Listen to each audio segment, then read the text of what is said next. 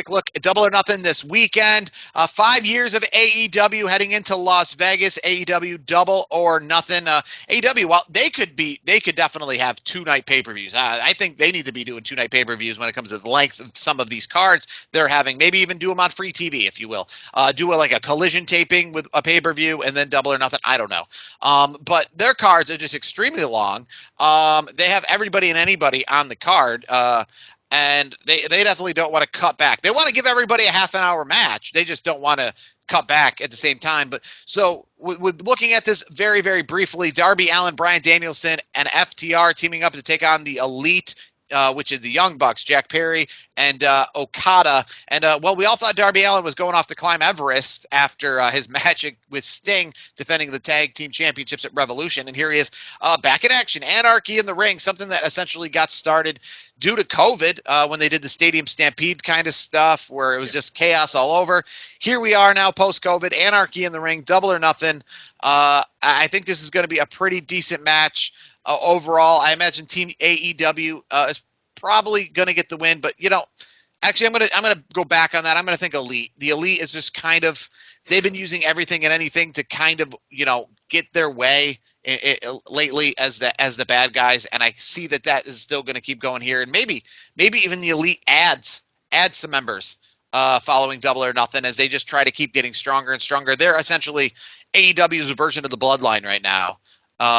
When it comes to heel factions.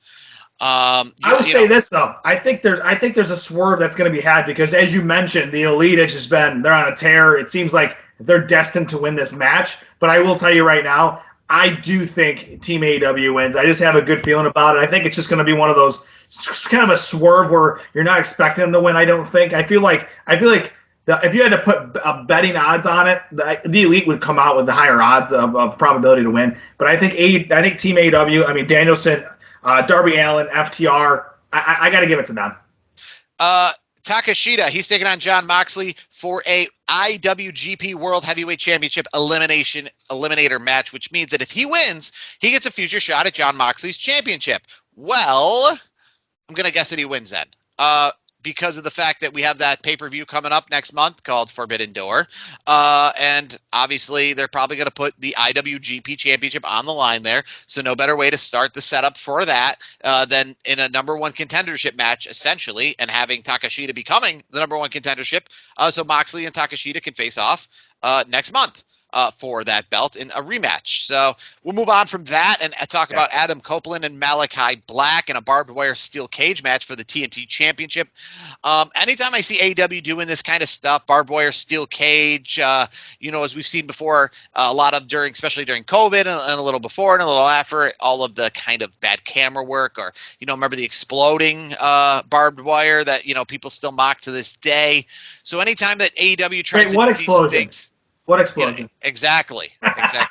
So with AEW trying to do things where it seems like words on top of words, like exploding barbed wire, steel cage, death match, extravagant. Anytime you try to make it bigger and better, that's all I can think about is when AEW has done this before. Remember, obviously, Blood and Guts, where we saw Chris Jericho fall very gingerly onto the pad in what was a death match, if you will, and in the exploding barbed wire match. I expect them to put on a good match and to do good. I hope they just don't have some over the top stunt that they're trying to do that just essentially ruins this match. Because that's making a good match. Just make it a good match. I think Edge. Adam Copeland retains. And I think, again, make it a good match. Don't try to finish it off with some sort of over-the-top thing that then takes away from the match. Because if you remember, that exploding barbed wire match, I think with Moxley and Omega, was an amazing match up until the end, and then AEW had to ruin it with the shot that we can't get out of our sight. We forget the match because of how they ruined it. Obviously, we move on to the big main events here. There's a million matches on this card. We'll move on to the big main events. Willow Nightingale, Mercedes Moné. Willow Nightingale is the TBS champion. Mercedes Moné, her in-ring debut in AEW. I imagine she's becoming the TBS champion here. She's got to be a big-time player in AEW. I'm thinking that starts this weekend in Las Vegas because Mercedes Moné is money.